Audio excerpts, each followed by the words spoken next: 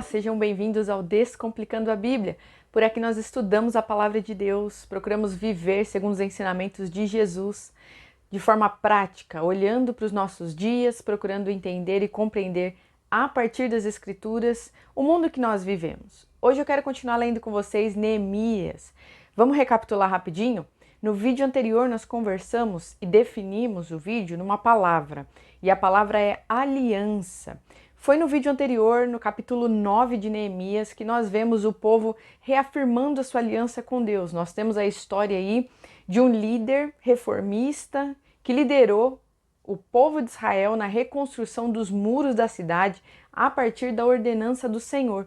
No capítulo anterior, eles afirmaram a sua aliança com Deus. Então, eles terminaram a construção dos muros, eles terminaram ali de proteger, de levantar a segurança da sua cidade e então se colocaram diante das lideranças, o povo de forma geral, e juntos leram a lei de Deus, se arrependendo ali dos seus maus caminhos, da sua distância de Deus no seu estilo de vida. E aí nós vamos seguir a leitura aqui para entender melhor e detalhar o que foi esse movimento da parte de Deus que começou no coração de cada um dos moradores ali da cidade de Jerusalém. Tanto aqueles que estavam lá, quanto os que estavam no exílio. Então é Deus trazendo de volta o povo para a cidade de Jerusalém, mas especialmente falando sobre um retorno de coração para a presença de Deus, para cumprir a lei do Senhor, viver segundo os seus mandamentos. Neemias 9:38 diz assim: por causa de tudo isso, nós fazemos uma aliança fiel por escrito, e os nossos príncipes, os nossos levitas e os nossos sacerdotes puseram o seu selo sobre ela. Então, se nós podemos resumir ali o capítulo 9, vamos deixar aqui nesse versículo 38, onde o povo reafirma sua aliança com Deus. A partir daqui, nós vamos ter essa descrição e uma documentação de Neemias de quem foram os representantes do povo que assinaram esse decreto, essa renovação da aliança com Deus. Neemias 10, do versículo 1 em diante. Os que colocaram o seu selo foram Neemias, o governador, filho de Acalias, e Zedequias, Seraías, Azarias, Jeremias, Passur, Amarias, Malquias, Atus, Sebanias, Maluque, Arim, Meremote, Obadias, Daniel, Gineton, Baruque, Mesulão, Abias, Miamim, Mazias, Bilgai, Semaías. Estes eram os sacerdotes. Então a liderança ali da parte que cuida de toda a ritualística do povo estava afirmando e reafirmando essa aliança com Deus. E os levitas, Jesua, filho de Azanias, Binuí, dos filhos de Enadade, Cadmiel e os irmãos deles, Sebanias, Odias, Quelita, Pelaías, Anã, Mica, Reobe, Azabias, Zacur, Zerebias, Sebanias, Odias, Bani e Benino. Ali ele continua, os chefes do povo, Parós, Pat-Moabe, Elão, Zatu, Bani, Buni, Asgade, Bebai, Adonias, Bigvai, Admin, Ater.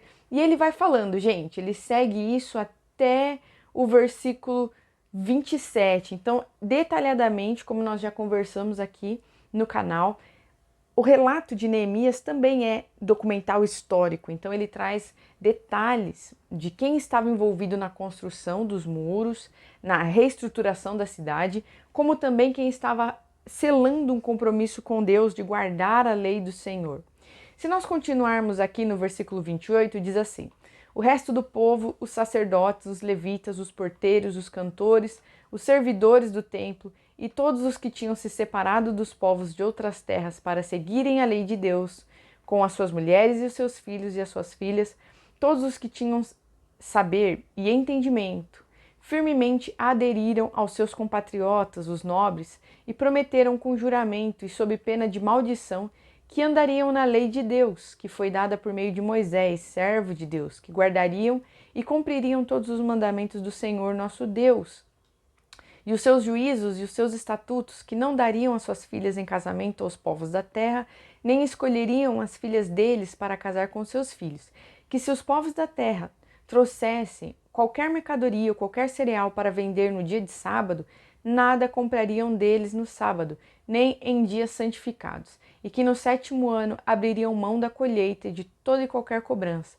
Também assumimos a obrigação de contribuir anualmente com 4 gramas de prata para o serviço do templo do nosso Deus, para os pães da propiação, para a oferta contínua de cereais, para o holocausto contínuo dos sábados e das festas da lua nova, para as festas fixas, para as coisas sagradas, para as ofertas pelo pecado, para fazer expiação por Israel e para toda a obra do templo do nosso Deus. Nós, os sacerdotes, os levitas e o povo, lançamos sortes a respeito da oferta da lenha que se havia de trazer ao templo do nosso Deus, segundo as nossas famílias, em tempos determinados, de ano em ano, para queimar sobre o altar do Senhor, nosso Deus, como está escrito na lei. Então eles estão trazendo aqui, vários mandamentos. É como se fosse um documento compilado de coisas que eles estavam se comprometendo a retomar, reafirmando a liderança de Moisés e reconhecendo tudo aquilo que foi deixado por Deus, por meio do seu servo, a respeito das ordenanças, daquilo que Deus esperava que o povo fizesse. Também nos comprometemos a trazer anualmente à casa do Senhor as primícias das nossas terras e todas as primícias de todas as árvores frutíferas, bem como os primogênitos dos nossos filhos e os do nosso gado, como está escrito na lei. Então, eles, várias vezes aqui, vocês percebem, eles reafirmam a lei, eles estão fazendo ali, gente, uma restauração da aliança com Deus, daquilo que cabe ao povo de Israel cumprir.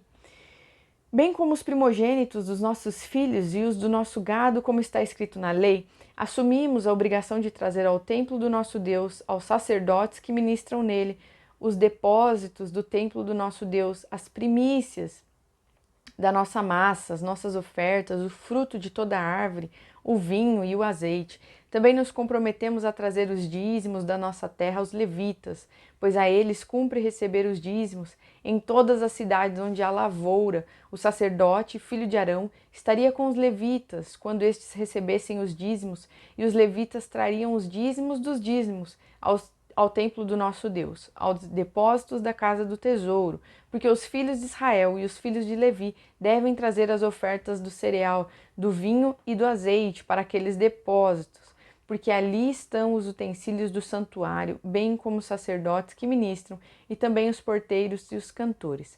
Não abandonaremos o templo do nosso Deus. Olha só, vamos resumir aqui 2 coisas que me destacaram aos olhos enquanto a gente conversava, enquanto eu estava lendo aqui para vocês.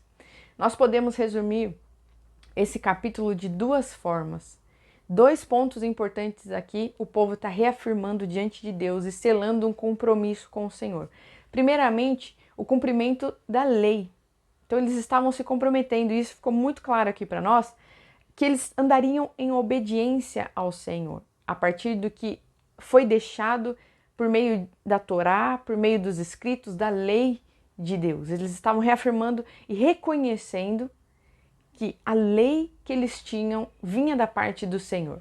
E de segundo momento, que também nós podemos perceber, eles reafirmam o compromisso de manter, com recursos mesmo, com o que a terra dava, o templo de Deus, o serviço sacerdotal e os levitas. Então, eles estavam reconhecendo ali o sacerdócio e o trabalho dos levitas. Então, eles se comprometeram em sustentar o trabalho no templo. Então, 2 coisas importantes aqui. Primeiramente, seguir em obediência a Deus. Por outro lado, também manter, levar as ofertas, a 10ª parte da colheita. Eles descreveram ali o que eles estavam se comprometendo, que nada mais é do que as leis lá, por exemplo, se nós lermos em Levítico, que é deixada ali para o povo de forma geral, suas obrigações diante de Deus. Então aqui, gente, é da parte do povo para Deus. Olha, nós nos comprometemos em cumprir e obedecer tudo aquilo que foi nos deixado como obrigação. E eu queria destacar isso para vocês, que só havia, quando nós lemos o Antigo Testamento, 2 caminhos para o povo de Deus, 2 caminhos para Israel, que é o caminho da obediência e o caminho da desobediência. E como a aliança com Deus estava resumida e podia ser muito bem colocada a partir dessa postura. Então, a aliança com Deus estava sendo mantida e seria mantida enquanto o povo guardasse a lei, guardasse as orientações, os ritos, as celebrações, as ofertas que deveriam ser entregues, como fazer a ritualística da expiação do pecado ali, entregando o cordeirinho, a pombinha, sustentando os levitas e os sacerdotes com as ofertas, para que eles se dedicassem ao serviço do templo. Então, só havia essas duas formas de se relacionar com Deus e de existir para o povo de Israel. Ou era em obediência à lei, ou era em desobediência e desacordo e desalinho com o que Deus, Yahvé, o Deus Criador, havia deixado de orientação para eles. Se você, eu convido você a ler Deuteronômio 28 inteiro, porque ali nós temos uma bela descrição, bem detalhada, dessa aliança que o povo estava fazendo com o povo, com o próprio Deus. Então, Moisés relata muito bem as bênçãos da obediência e as maldições da desobediência. E nós temos aqui a parte de Deus diante da postura do povo. Então vocês podem pensar assim, olha, da parte do Senhor, a aliança, o compromisso, o relacionamento está sempre garantido. A questão é como o povo se comportava e a história do povo de Israel vai sendo contada a partir desses momentos, onde o povo é levado de volta à obediência ou nos momentos que ele está em crise, desobedecendo, as suas lideranças estão desobedecendo a orientação do Senhor. Carol, por que você está dizendo tudo isso? Porque eu quero trazer para os nossos dias e mostrar para vocês como as coisas não são tão diferentes e que o Deus é o mesmo. A questão é a dinâmica de como nós nos relacionamos com Deus. No Antigo Testamento nós temos a lei e hoje, gente, pensando na igreja, nós temos Cristo, o Filho, mas que nós estamos falando ainda do mesmo Deus, nós estamos falando ainda do nosso Senhor, o Deus Criador, o Deus de Israel, que também olha a humanidade apenas dessas duas maneiras, ou está no Filho, ou não está no Filho. Ou nós estamos aliançados com Deus por meio de Cristo, ou não estamos aliançados, ou somos amigos de Deus por meio do Filho, por meio do Cordeiro Santo, ou somos inimigos por conta do pecado que está em nós, não justificado e não perdoado pelo sangue do Cordeiro. Eu quero ler com vocês João 15, do 1 ao 8, que diz assim, Jesus falando sobre ele mesmo. Eu sou a videira verdadeira e meu pai é o agricultor. Todo ramo que, estando em mim, não dá fruto, ele corta. Vou repetir. Todo ramo que está em mim, não dá fruto, ele corta. E todo aquele que dá fruto, ele poda, para que dê mais fruto ainda. Vocês já estão limpos pela palavra que tenho falado, ou seja, os ensinamentos de Jesus. A palavra, o que nos purifica, o que nos lava? É andar nessas orientações e nesse caminho de Cristo. Permaneçam em mim e eu permanecerei em vocês. Nenhum ramo pode dar fruto por si mesmo, se não permanecer na videira. Vocês também não podem dar frutos, se não permanecerem em mim. Eu sou a videira, vocês são os ramos. Se alguém permanecer em mim e eu nele, esse dará muito fruto, pois sem mim vocês não podem fazer coisa alguma. Se alguém não permanecer em mim, será como o ramo que é jogado fora e seca. Tais ramos são apanhados, lançados ao fogo e queimados. Se vocês permanecerem em mim e as minhas palavras permanecerem em vocês, o que ele quer dizer? Se vocês permanecerem em obediência às minhas orientações. Então, aqui, gente, isso aqui é só um resumo lindo e maravilhoso da parte do próprio Cristo do que é espiritualidade, do que é a vida do ser humano, da perspectiva de Deus. Como é que Deus enxerga o ser humano? O que Jesus diz? Se alguém não permanecer em mim, será como o ramo que é jogado fora e seca. Ou seja, isso aqui não tá bom. Pensa só, o agricultor olhando ali e analisando a plantação, olhando para aquilo que está seco, aquilo que está morto, e olhando para aquilo que está vivo, frondoso. Aí o que ele vai e faz? Ele poda, ele corrige para que dê mais frutos. Então essa é a mentalidade e essa é a perspectiva que nós temos que olhar a realidade a partir dos olhos do Senhor, daquele que está nele, daquele que não está nele. E é assim, simples assim, que a realidade humana se estabelece. Espiritualmente falando, nós podemos dizer que só existem dois tipos de pessoas: aqueles que estão em Cristo, no Filho, redimido, lavado, purificado, em paz com o Criador, e aqueles que estão na rebeldia, na inimizade, no pecado, gente, separados e apartados de Deus por conta dos seus pecados, do seu orgulho e da sua rebeldia. O que nos separa uns dos outros? O que nos difere?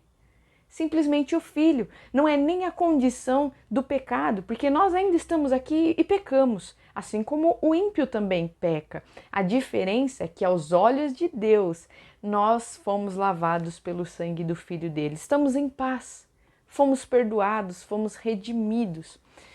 Se alguém não permanecer em mim, será como o ramo que é jogado fora e seca. Tais ramos são apanhados, lançados ao fogo e queimados. Se vocês permanecerem em mim e as minhas palavras permanecerem em vocês, pedirão o que quiserem e será concedido. De que forma? Porque a partir disso nós pedimos segundo o coração do Senhor. Quando nós estamos em Cristo, não é que a gente se torna poderoso e tudo que a gente quer acontece. Não é isso que ele está querendo dizer. O que ele está dizendo é, em mim, a partir de mim, vocês pedirão ao Pai e lhe será concedido. O que pressupõe aqui? Uma intimidade e um conhecimento do coração do Senhor. É desse lugar de intimidade com Deus, a partir do Filho, que nós pedimos, porque nós entendemos e conhecemos o coração do Senhor e a isso nos é creditado e nós recebemos. A partir da revelação do Filho, estando e permanecendo nos seus caminhos, nas suas palavras, em santidade. Então, tudo que nós pedimos desse lugar, nós recebemos, porque está em conformidade com o coração de Deus. Porque muitas vezes nós ouvimos isso em pregações, aí muitas vezes somos incentivados, olha, peça com fé que você vai receber. É verdade, Jesus disse isso, está escrito aqui. Pedirão o que quiserem e será concedido. Mas nós precisamos entender isso a partir da mentalidade e do contexto do que está sendo dito. É isso que Jesus está falando. Se vocês estiverem em mim, se as minhas palavras estiverem em vocês, vocês pedirão e será concedido. Ou seja, vocês me conhecerão e vocês pedirão de acordo com o meu coração. E a isso lhe será acreditado e a partir disso lhe será concedido. O versículo 8 diz assim: meu Pai é glorificado pelo fato de vocês darem muito fruto e assim serão meus discípulos. Gente, nós precisamos guardar isso aqui. Por que eu quis trazer esse tema? Porque é muito importante a gente entender a vida cristã, a espiritualidade, a partir dos nossos dias, entendendo aqui que Jesus veio, morreu, ressuscitou, está à direita do Pai, intercedendo por nós, preparando lugar para nós e que breve voltará para buscar a sua igreja. Esse é o contexto. Nós estamos em tempo aí de perdão, de pregar o evangelho, de levar as boas novas aos seres humanos, de levar arrependimento, de chamar as pessoas ao arrependimento. É isso que nós estamos vivendo. E a partir disso, só existe isso aqui. Só existe esses dois tipos de pessoas. E por isso que eu quero deixar para vocês a palavra-chave de hoje como um verbo, que é a palavra permanecer. A vida cristã, ela se resume a permanecer no Filho. A permanecer essa trajetória aqui na Terra, gente, esse tempo que está para se findar, pode muito bem ser colocado nesse verbo aqui, permanecer, perseverar. Paulo ensina muito isso, sobre perseverarmos durante esse tempo de peregrinação. Guarde isso no seu coração. A nossa trajetória é de joelhos no chão, diante do Senhor, adorando, na reunião com os santos e permanecendo nas suas palavras, ou seja, em obediência aos seus ensinamentos. Assim como o povo de Israel, lá na história de Neemias que estamos lendo, foi levado de volta por Deus para o lugar de obediência e de lá eles nunca deveriam sair, assim é conosco também. Porque o Deus é o mesmo. E o que Ele espera de nós? Como o seu Filho revelou, que a gente permaneça nas suas palavras, nos seus ensinamentos, nas suas orientações. Carol, como é que então a gente obedece? Jesus disse que toda a lei, tudo se resume em 2 mandamentos muito importantes. Primeiro de tudo, ame a Deus acima de todas as coisas. E depois, o segundo mais importante, ame ao próximo como a si mesmo. E que tudo isso, toda a lei, se resume nesses 2 mandamentos. Jesus também diz: eu sou Senhor, o Filho de Deus. É Senhor sobre o sábado. Ou seja, a lei que nós conhecemos do Antigo Testamento, a Torá, ela está submetida à liderança de Jesus. Então permaneça em Cristo, permaneça no Filho, na liderança do Filho, que você vai estar andando por caminhos de obediência. E as bênçãos, olha só aqui o pulo do gato, as bênçãos que nós lemos na Torá, destinadas ao povo de Israel por conta da obediência, da aliança, nós podemos desfrutar também, porque estamos ligados no Filho. E se estamos ligados no Filho, nós estamos trilhando esse caminho de obediência agradável a Deus, por isso que somos abençoados. O Espírito Santo está escrevendo a lei de Deus, isso foi profetizado há muitos e muitos anos atrás, que o Espírito do Senhor escreveria no nosso interior a lei de Deus e nos faria, e que ninguém precisaria ensinar ao próximo o que deveria ser feito, porque o próprio Espírito nos convenceria do certo, do errado. A lei, vocês conseguem entender isso? Esse é o nosso contexto hoje, espiritual, que nós estamos vivendo. E eu quero te incentivar a andar por esse caminho de obediência no Senhor. Ande com Cristo. Conheça-o.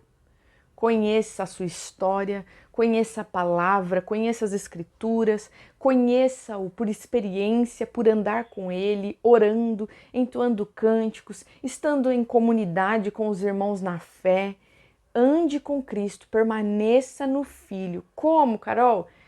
Jesus mesmo disse: se vocês permanecerem em mim por meio das minhas palavras. Tá, mas quais são as palavras? Esse é o ponto. Nós precisamos buscar conhecer a Deus por meio do Filho. Faça suas orações, faça suas meditações, seus exercícios espirituais, jejum, faça propósito, entoe cânticos ao Senhor, procure aprender com os irmãos mais maduros na fé, busque conhecer ao Senhor. Ande com Ele, permaneça no Evangelho, nas orientações e busque aprender. Tenha isso.